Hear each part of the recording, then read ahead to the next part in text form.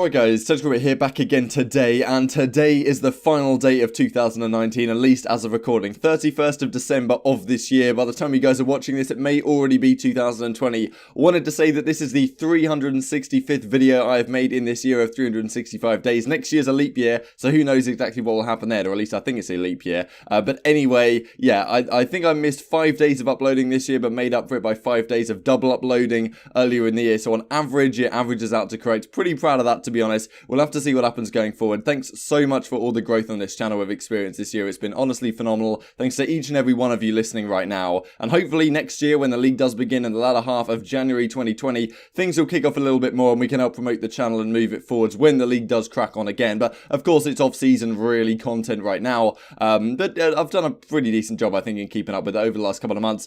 So yeah, like if you guys enjoy, subscribe if you're new as always. For the last time in 2019, today, I wanted to discuss, given it's the last day of the decade, if you define the decade as 2010 to 2019, some people do it differently, but I guess a decade is just a period of 10 years, so you can kind of do it how you like. But that's how I would personally describe it, because then it means that the millennium ticks over in 2000, which makes much more sense than the millennium ticking over in 2001. So anyway, let's talk about the World Cup of Call of Duty, as the London Royal Ravens describe it as, but really the best competitive Call of Duty of the decade. And that's what I wanted to discuss. There's many ways you can define this. You can talk about just Call of Duty more generally, but then, as I'm sure they will here in my analysis and in the comment section below, the rose-tinted glasses of nostalgia come down, and then you start seeing things in a different lens than you did at the time when you were playing the game. I definitely understand that, but I'm not going to look through this from a strictly casual, fun perspective. I want to look through it from a competitive lens, look at how good the game was to play from a competitive standpoint, but also the entertainment factor from watching the game, how good it was to watch, what the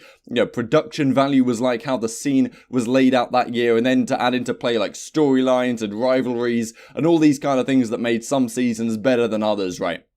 That's what I wanted to discuss. In my opinion, there's like 2 games really that come up to the top of the list for my money. Maybe you guys have different opinions though, and I'm sure a lot of you guys have come into the Call of Duty scene relatively recently, so you guys might have very different opinions in the comment section below, as I'm sure you'll leave your thoughts there. So yeah, let's hop right into it here. This is what the London Royal Ravens World Cup of COD currently looks like. It does seem like Black Ops 2 is going to beat Black Ops 4 and Modern Warfare 2 is going to beat Black Ops 1 for the grand finals, where I imagine Black Ops 2 will come out on top. But this was how people defined it, at least from maybe a more casual perspective, with Modern Warfare 2 getting the better of Black Ops 3, Black Ops 1 getting over Ghosts. Black Ops 2, of course, is probably going to go through for the championship, and we'll talk about Black Ops 2 a fair bit in this video as well, and just why it was so good. And Black Ops 4 took over Advanced Warfare, which some people were kind of surprised at, considering Advanced Warfare has a lot of people looking back now thinking it was actually, a really good game, especially given the jetpack era. But, I just wanted to say, people hated Advanced Warfare in the time, myself included. Looking back, I kind of like it, I kind of have good memories, but I still recognize that game frustrated me more than any other I think I'd ever played, at least at the time. And yeah, I really didn't like that game. I didn't like the way the movement worked at the time. Eventually I got used to it and got decent at the game. The fact they allowed variance in ranked play was just stupid. A lot of things in Advanced Warfare I didn't like, but on the whole, the maps, the weapons are very fun to use, and from a competitive standpoint, it actually was really, really fun to play. Towards the latter half, when you got decent, when you actually got used to the movement.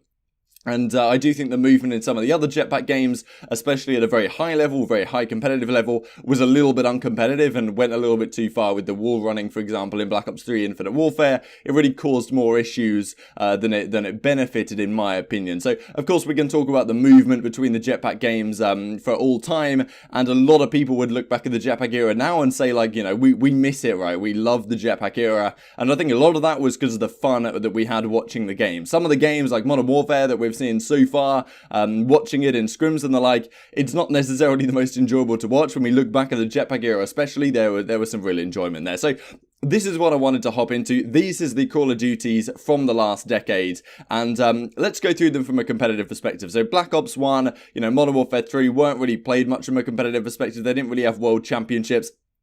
I would say that from a competitive standpoint, things really kicked off around Black Ops 2, and Treyarch really made some real heavy improvements to the competitive side of the game. The Codcaster they introduced, they really did seem to have an eye on keeping the game competitive and well balanced, and the maps were, typically kind of 3-lane square-shaped type of maps that really worked very well for competitive. Like, you look back at the likes of, Raid and Standoff. I think this image right here that I saw on Reddit, so, Standoff, Raid, Hijacked, and Nuketown, Of course, these two were casual maps, but these were my favorite maps in the entire Call of Duty franchise, to be honest. Just so good for competitive and casual play alike. It was just so much fun to play. And Black Ops 2, in my opinion, was like peak Call of Duty in terms of the casual fun. This is when I really got into the game, and of course, there are some nostalgia glasses that come down. And yeah, I forget about all the times I got quick-scoped, all the times I got killed by a C4, and shock charge bouncing Betty, right? Those things, I kind of forget about those go out the back of my mind, the amount of times I got killed by a Remington shotgun. But in terms of, if you put those things out of your mind, the way the game was balanced, the maps were just so fantastic, and some of those annoyances in the game weren't actually that big of a deal when you look at some of the annoyances in other games, especially when we went on to Ghosts and then we had the whole IED thing. From a competitive perspective though, Black Ops 2, in terms of a pure competitive game, was probably the best we have ever seen. The things that were banned, we had so many guns that were viable. We had the M8 that was a really viable assault rifle, of course, but we also had the AN-94 was used a fair bit. The Scar 8 was even viable, and a lot of people used to use that in ranked play especially. People used different attachment combos as well. Then you had equipment, which is relatively interesting. You had stuns, flashbangs, but also nades and semtexes that came into play. People using different things as well. You had some use of sensor grenades. I think, I'm not even sure they were banned, but the MMR sight as well that you could use to kind of see through walls. These kind of things were interesting, varied, and the maps were fantastic. Maps, in my opinion, make a competitive game, and let's not forget Treyarch introduced Hardpoint in Black Ops 2 as well. Such a huge addition to the way Call of Duty has gone over the last several years. And to be honest with you, Hardpoint in the game it was first introduced probably plays the best it has ever played on those maps. Raid, Hardpoint was just so legendary. And then there's other maps like Yemen and Meltdown, Search and Destroy, which honestly played really well for some of those modes. A larger map that has some interesting little flank routes. Honestly, such a fantastic game overall, especially for competitive play. So, in my opinion, for purely competitive, given we had CTF, we had Search and Destroy, we had Hardpoint that all played fantastically in Black Ops 2, that is the peak, in my opinion, from a competitive level. And it seems weird to say it happened that early, but I think it's somewhat difficult to argue that. Then, of course, we have to look into the whole entertainment aspect and the viewership, because let's not forget, if you guys watch Black Ops 2 or you go back and watch it, it's not the best from a viewer perspective. The events, they don't really have, yes, they have the rivalries and they have so much stuff behind the scenes, as in Black Ops 2 and Ghost, where you had these small tournaments, people were shouting at each other across the stage, an awful lot of fun. But in terms of a competitive, environment and tournament play, it wasn't really as well fleshed out, right? You didn't have the massive, crowds, the massive stadiums. You didn't really have the massive production value that we have in today's scene. And also the Codcaster was far from great, right? You had to, bear with watching Black Ops 2 on a tiny little screen in the corner. So in terms of a viewership perspective, it was obviously really good from a competitive standpoint, and to play was superb, but in terms of actually watching the game, I don't think it was as good as we have seen in later Call of Duties, which puts it up for question to me as maybe being the best Call of Duty from a competitive standpoint of all time when you look at all the aspects. Let's go on to Ghost real quick then, because Search and Destroy in Ghost was maybe the best it's ever been. In Black Ops 2 it was great, but in Ghost there was some other level to it. Some of the maps are fantastic, that were really well designed for Search and Destroy, the way you could use smoke grenades and all of this stuff.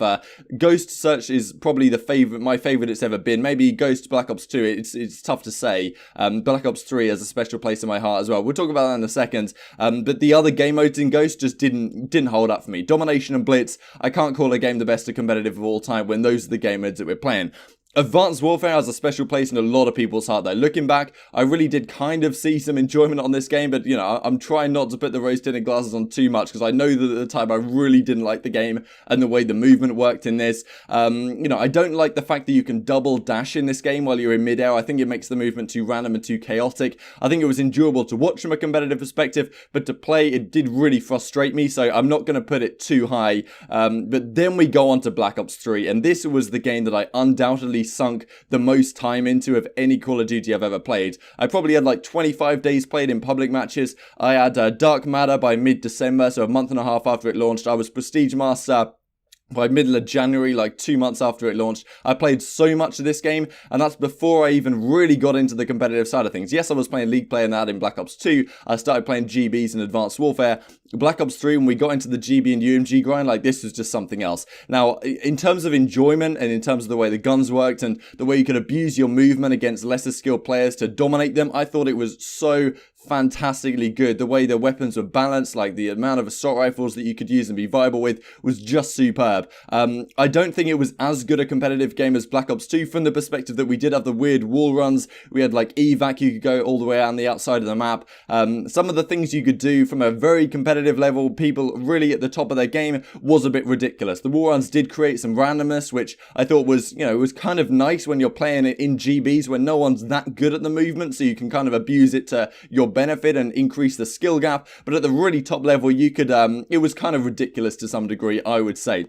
So from a purely competitive perspective, I'd put Black Ops 2 slightly above Black Ops 3, but then when we look at the entertainment value and the kind of things we had that season, so of course we had so many tournaments, and we had the online league as well, which was so much fun to watch. That's really why I got back into competitive. I'd watched it a little bit in Black Ops 2 and Ghost, fell out of love with it really in Advanced Warfare, but Black Ops 3 I got right back into it due to the online tournaments that were going on, the online leagues in North America. Come home from college and just get straight on and, watch Black Ops 3 European League with Momo and Machine or whatever. That was just superb, and to have that alongside so many events that happened throughout the season, the really insane World Championship, Splice making that massive run, really got me, I really fell in love with Call of Duty competitive at that point, if I hadn't done already. From a competitive perspective, it may not have been as good as Black Ops 2, but in terms of enjoyment, and from my personal perspective, this is where I really got into the game from a competitive standpoint. Black Ops 3 tops the list for me in terms of overall view factor,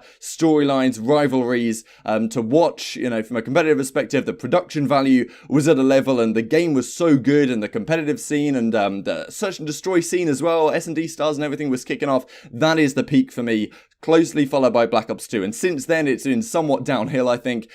Infinite Warfare was actually not too bad for competitive, I thought, on the whole. I thought in the latter half of the season it actually worked really down well with Hardpoint once they fixed the spawns. Search and Destroy was pretty stupid though, and but on the whole, the league did work kind of well. World War II wasn't the best to watch. It was kind of boring. USS Texas was an absolutely atrocious map for Search and Destroy, just for the game in general. But Search and Destroy did play kind of well. I thought CTF was kind of dull, though. And the season on the whole wasn't incredibly entertaining for my money. And Black Ops 4, I think, was better than World War II in terms of a competitive standpoint. I did really enjoy the Black Ops 4 season. It's a very entertaining game to watch. But from a competitive perspective, with the stim shot and the specialist and all of this stuff, I didn't really mention the specialists in Black Ops 3, which were an issue, right? Heatwave and that was an issue, but Ban and Protect kind of nullified that to some degree. But yeah, thankfully the specialists in Black Ops 3 weren't as dominant as they were in Black Ops 4, which was a key point for my money.